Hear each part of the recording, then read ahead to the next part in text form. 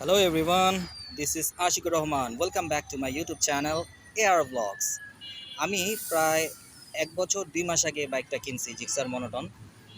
আর 1 বছর 2 মাস 1 বছর আগেই মোটামুটি আপনাদের সাথে এইটা রিভিউ আমি শেয়ার করছিলাম যে বাইকটা কেমন, অনেক ভালো, এই সেই অনেক কিছুই বলছিলাম। আজকে আমি 1 বছর 2 মাস পর এই বাইক রাইড করার পর আমার এক্সপিরিয়েন্স কী কী প্রবলেমগুলো পাচ্ছি 1 বছর 2 মাস পর।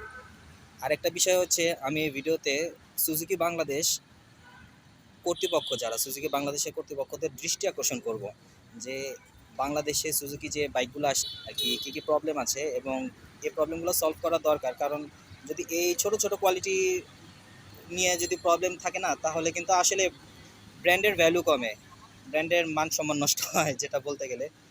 তাই আমি আজকে শুরু করতেছি বাইকের যে খারাপ সমস্যাগুলো আমি পাচ্ছি সেই সমস্যাগুলো নিয়ে আমি আজকে আলোচনা করব। তো 1 বছর পর, প্রায় 1 বছর 2 মাস পর আমার বাইকটা দেখতে এখন এরকম লাগতেছে।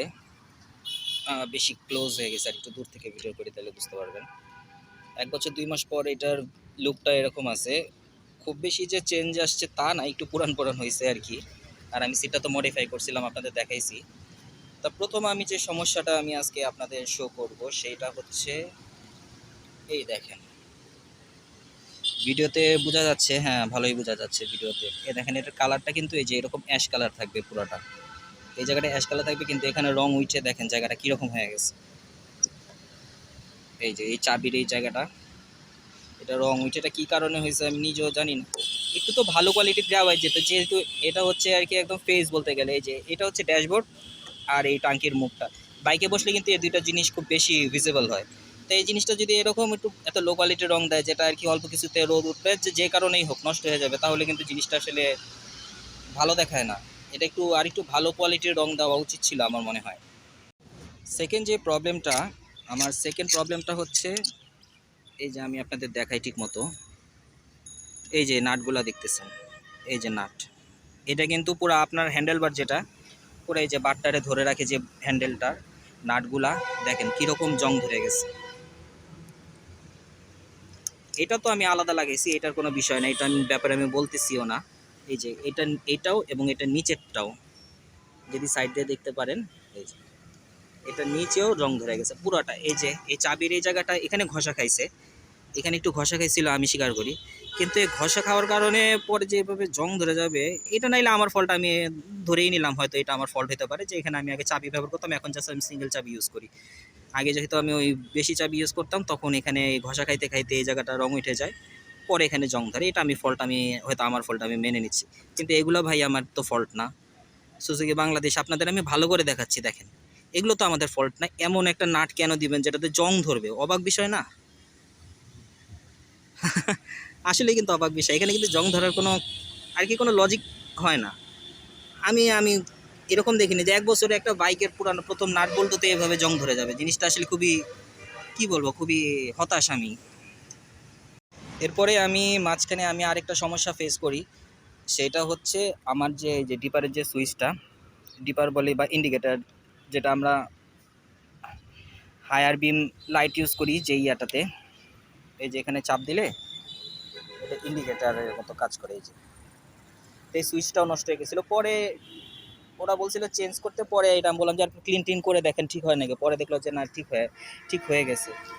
সুজুকি শোরুমগুলা ওরা খালি পার্টস চেঞ্জ করতে চায়, এই জিনিসটা আমার কাছে খুবই বাজে লাগে। আপনারা সুজুকি বাংলাদেশ একটু খেয়াল করবেন যে আপনাদের যে শোরুমের যারা আছে তারা কিন্তু কিছু হইলে, একটু কোনো সমস্যা না থাকলে শুধু পার্টস চেঞ্জ করতে বলে, যে জিনিসটা আমার কাছে ভালো লাগে না। আমি বাড়তি খরচ কেন করবো যেখানে আমার খরচ লাগতেছে না, শুধু শুধু পার্টস দিয়ে ওরা লাভ করতে চায়। এই জিনিসটা আসলে আমি সন্তুষ্ট না এই জিনিসটা নিয়ে। এই ডিপারের সুইচটা পরে ঠিক হয়ে গেছিলো, আমি তাও বলছি তাই আমার ঠিক করে দিচ্ছে, নাইলে যদি কেউ না বলতো তাইলে তো চেঞ্জ করতে হতো, তাই না? এই জিনিসটা আমার তাইলে একটা বাড়তি খরচ চাইতো। আরেকটা হচ্ছে এই যে ইন্ডিকেটার সুইচটাও আপনাদের দেখাই। এই যে ইন্ডিকেটার সুইচটার আমার যে সমস্যাটা হয়, ইন্ডিকেটার সুইচটা দেখেন আপনারা, এই যে আমি দিলাম ইন্ডিকেটার কিন্তু কাজ করতেছে না। এই যে ডান সাইডেরটা ঠিকই কাজ করতেছে, দেখেন ডান সাইডেরটা ঠিকই কাজ করতেছে, এই যে ঠিকই কাজ করতেছে ডান সাইডেরটা। এই যে বাম সাইডের ইন্ডিকেটার দিলে কাজ করতে চায় না। তখন কি করতে হয়, এই এখানে দিয়ে একটুখানি এই যে এভাবে একটু জাতা দিয়ে দিলে তখন হচ্ছে ইন্ডিকেটারটা কাজ করে। এই যে ইন্ডিকেটারটা কাজ করতেছে, এটা কিন্তু বেশিরভাগ সময় আমি যখন রাইডিংয়ে থাকবো এটাকে আমি খেয়াল করতে পারবো যে আমি ইন্ডিকেটার দেওয়ার পর এটা ইন্ডিকেটারটা হয়েছে নাকি হয়নি, সুইচটা প্রবলেম আছে নাকি না। ওরা বলতেছে যে এই ইন্ডিকেটার যদি এখন ঠিক করতে হয় তাহলে এটা পুরো ইয়াটা চেঞ্জ করতে হবে, সেটটা চেঞ্জ করতে হবে, যেটা মানে আমার বিল বলছিল প্রায় 1100 টাকার মতো, 1100 টাকা একটু 19-20 হইতে পারে, 1100 টাকার মতো। আবার 1100 টাকা ভাই, 2 দিন পর পর যদি আমি বাইকের পিছনে এরকম 1000-2000 টাকা যদি আমি ঢালতেই থাকি, তাও একটা সামান্য সুইচ 1 বছরের মধ্যে সুইচ কেন নষ্ট হবে? আমি 1 বছরের বয়সের একটা হোন্ডার আমার সুইচের পিছনে আমার কেন খরচ করতে হবে? তাও জাস্ট যদি সুইচ হইতো যে না 200-300 টাকা 500 টাকা তাও মানা যেত। 1000 টাকার উপরে খরচ এই আপনার একটা ইন্ডিকেটার সুইচের একটা ঝামেলার কারণে। আর এটা কিন্তু বারবার আমি দিলেই আমার কাজ করবে বিষয়টা এমন না, কাজ করতেছে না, এটা আমার চেঞ্জ করলো, তারপরে বললো যে এটা কি সেন্সরের সমস্যা। আমি নিজেও ভাই, আমি তার মেকানিক না, আমি এত ভালো বুঝি না কি সমস্যা আমি জানি না, কিন্তু ওরা বললো যে এটা চেঞ্জ করতে হবে, এটা সেন্সরের সমস্যা, এটার জন্য পুরো সেটটা চেঞ্জ করতে হবে। তা আমি এটা, এই জিনিসটা নিয়েও আমি হতাশ। আমি ভাই কোথাও দেখিনি, কোনো বাইক দেখিনি, আপনার ইন্ডিয়ান বাইক বলবেন, ইন্ডিয়ান বাইকেও কিন্তু 1 বছরের মধ্যে আপনার এগুলো সমস্যা হয় না। তাহলে একটা যদি সুজুকির মতো ব্র্যান্ডের বাইকের আর কি, হ্যাঁ এটাও অ্যাসেম্বলড বাই ইন্ডিয়া, তারপরেও আপনার এটা তো আর ইন্ডিয়ান কোম্পানি না, এটা হচ্ছে জাপানি কোম্পানি, তাহলে আমরা জাপানি মেশিন থেকে তো একটা অন্যরকম একটা এক্সপেকটেশন রাখি। সেই জন্যই তো জাপানি বাইক কিনে একটু বেশি দাম দিই, নাহলে আমি আরও কমে আমি এবিএস বাইক পাইতাম।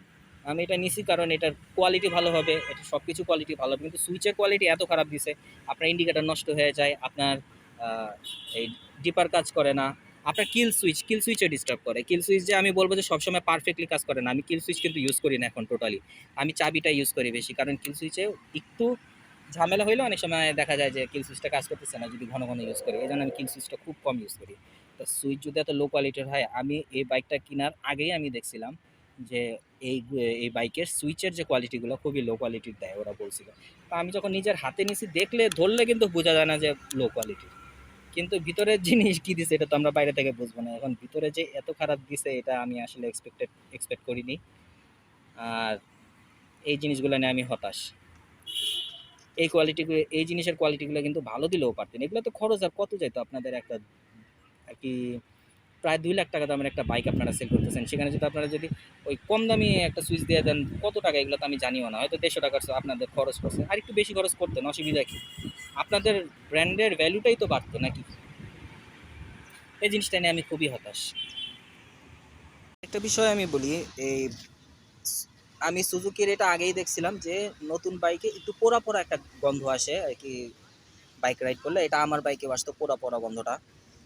কিন্তু দুঃখের বিষয় হচ্ছে সেই পোড়া পোড়া গন্ধটা এখনও আসে, আমি জানতাম যে ব্রেকিং পিরিয়ডের পর সেই পোড়া পোড়া গন্ধটা আর থাকবে না, সেই ঝামেলাটা আর থাকবে না, কিন্তু আমার কিন্তু এখনও মাঝে মাঝে ওই কি ধরেন যখন অনেক হাই আরপিএমে অনেকক্ষণ রাইড করতেছি, অনেক টাফ রাইড করতেছি, তখন দেখা যাচ্ছে যে একটা পোড়া পোড়া গন্ধ আসতেছে, এটা বাইকটার সমস্যা নাকি সমস্যা না আমি জানি না, তবে পোড়া পোড়া গন্ধটা আমি এখনও পাই। যেখানে আমার বাইকের কতটুকু হয়েছে আমি আপনাদের দেখাই, কত কিলো রাইড হয়েছে অলরেডি। আমার বাইক 1 বছর 2 মাস চলছে, 10,534 কিলো অলরেডি হয়ে গেছে। তাহলে 10,000 কিলো রান হওয়ার পর কি আর এই আওয়াজটা হওয়ার কথা, বা এই সরি এই পোড়া গন্ধটা আসার কথা?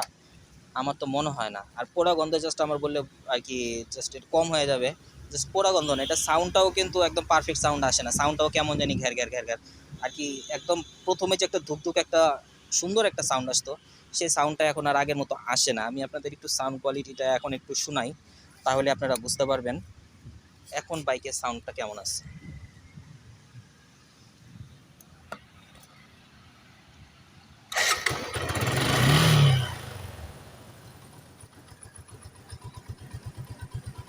বাইকের সাউন্ডটা শুনে দেখেন এখন, আমি ফার্স্ট গিয়ারে জাস্ট, ফার্স্ট গিয়ারে আপনাদের শোনাচ্ছি এটা সাউন্ডটা কেমন।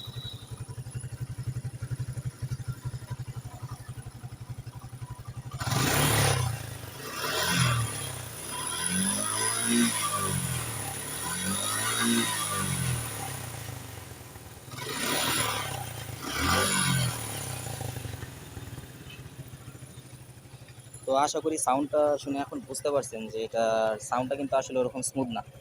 আমি যেরকম আর কি কিনছিলাম যখন, তখন যেমন স্মুথ ছিল, এখন কিন্তু আর ওই স্মুথনেসটা নাই সাউন্ডের, ঘ্যার ঘ্যার করে। এখন হয়তো আবার সাউন্ড অ্যাডজাস্ট করা যাবে, অ্যাডজাস্ট করলে হয়তো ঠিক হবে, কিন্তু সাউন্ডটা এরকম কেন হবে?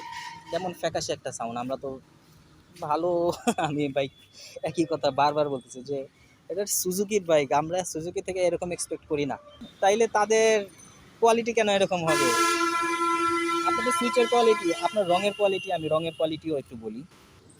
এই যে রঙের কোয়ালিটি আমি যদি আপনাদের দেখাতে যাই, আমি আমার হেলমেটটা সরাইলে বুঝতে পারবেন।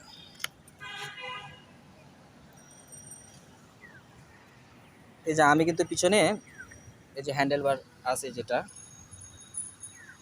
বা গ্র্যাব রেল যেটাই আপনি বলেন, গ্র্যাব রেলে আমি কিন্তু এই যে কভার লাগাই নিয়েছি, হ্যাঁ, আর্টিফিশিয়াল লেদারের কভার লাগাই নিয়েছিলাম। তা এটা একটু সাইডে সরে গেছে, এটা সাইডে সরে গেছে, এখানের অবস্থা নেই। এই হলো রঙের অবস্থা, দেখেন কিভাবে রং উঠে আসতেছে, গ্র্যাব রেল থেকে এভাবে রং উঠে আসতেছে। এটা মনে হইতেছে যে ওই যে স্টিলের আলমারিগুলো পাওয়া যেত না আগে, আগে কেন এখনো পাওয়া যায়, যে কম দামি স্টিলের আলমারিগুলো, ওগুলোর যে রঙগুলো থাকে না এরকম টেনে টেনে উঠলে উঠে চলে আসে, এটার অবস্থা সেম, একদম সেম। তা আমি আপনাদের কাছে প্রশ্ন রাখবো, সুজুকি বাংলাদেশের কাছে, আপনারা কি আর কি এরকম মনে করেন যে সুজুকি আর কি, আমি আপনাদের কাছেই প্রশ্ন রাখবো যে এটা কি স্বাভাবিক হওয়া, এই জিনিসটা হওয়া কি স্বাভাবিক আপনাদের মনে হয়? এই যে এরকম রং উঠে যাওয়া, এরকম সাদা ফ্যাকাশে হয়ে যাওয়া, তার মানে আমার জিনিসটা যদি এটা যদি পুরাটা না থাকতো তাহলে পুরাটাতেই আমার এরকম হয়ে যেত, এই সাইডেও পুরাটাই এরকম হয়ে যেত। যেহেতু এই সাইডটা আমার সরেনি, এই সাইডটা আমার ঠিক মতো আটকানো, এই জন্য এই সাইডটা এই দাগটা পড়েনি। এই যে কোনার দিকে পড়ছে, দেখেন কোনার দিকে দাগ পড়ছে, এখানে তো কোনো ঘষাও খায়নি, কিছুই হয়নি, তাইলে দাগগুলা এই রং কেন উঠবে?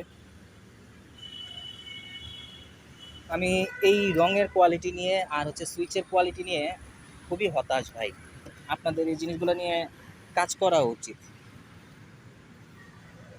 আমি আরো ভালো করে দেখলে, এই দেখেন কি অবস্থা রঙের,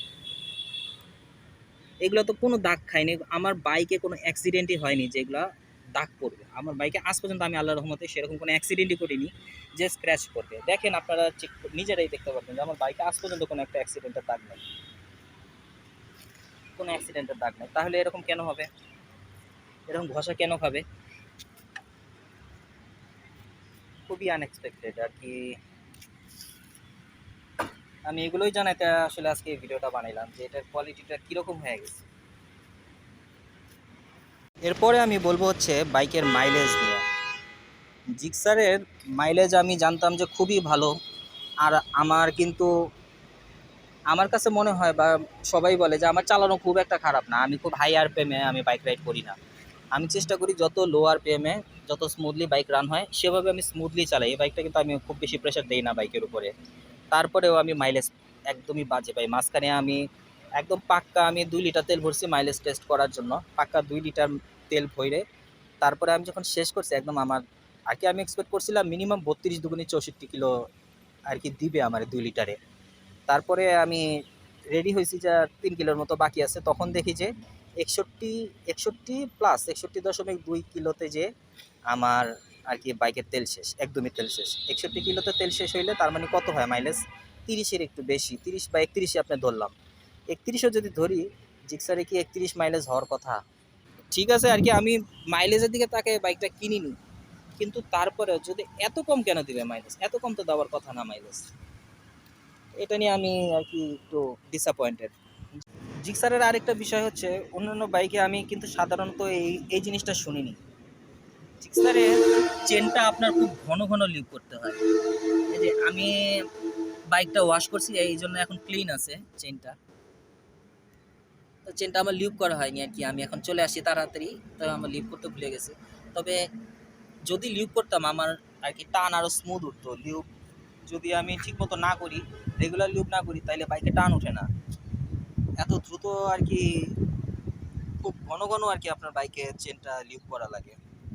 এটা আমার কাছে মনে হয় একটা প্রবলেম। অন্যান্য বাইকটা তো এত ঘন ঘন লিক করা লাগে না, এটা আমার প্রতি মাসে কয়েকবার করে চেনটা লিক করা লাগে।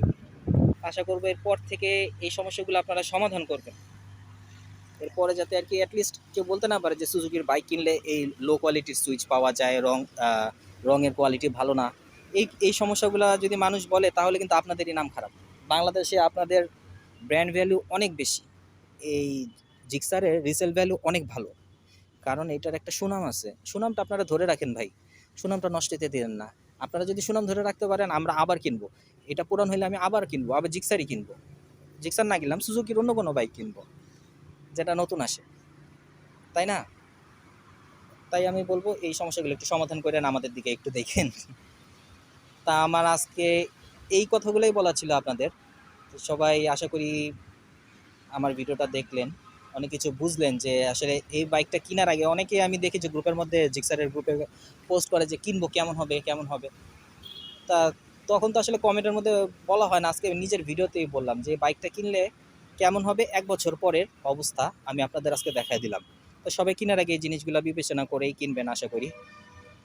তো আজকে এই পর্যন্তই আমার ভিডিও। যদি ভালো লাগে ভিডিওটাতে লাইক করে দেন, কমেন্ট করে দেন, আর আমার চ্যানেলটা সাবস্ক্রাইব করে দেন। সবাই ভালো থাকেন, সুস্থ থাকেন। আল্লাহ হাফেজ গাইজ।